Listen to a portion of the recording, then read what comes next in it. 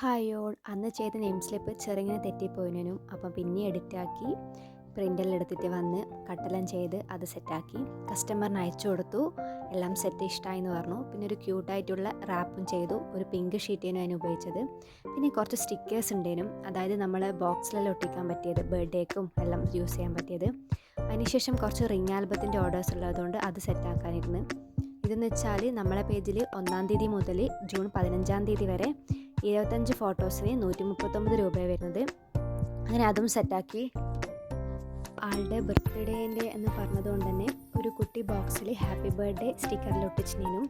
അതിനുശേഷം കുറച്ച് chocolate add ചെയ്ത്, ഞാനിപ്പോൾ എന്തൊരു ഓർഡർ കിട്ടിയാലും കുറച്ച് ചോക്ലേറ്റ് ആഡ് ചെയ്യാൻ ശ്രമിക്കലുണ്ട്.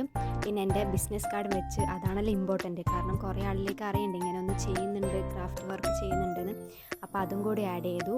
അപ്പോൾ ഇതിൻ്റെ ഫൈനൽ ലുക്ക് കാണിച്ചു തരാം. ഇതാണ് ഇതിൻ്റെ ഫൈനൽ ലുക്ക്. അപ്പോൾ ഇഷ്ടപ്പെട്ടില്ലെന്ന് പറയണം. താങ്ക്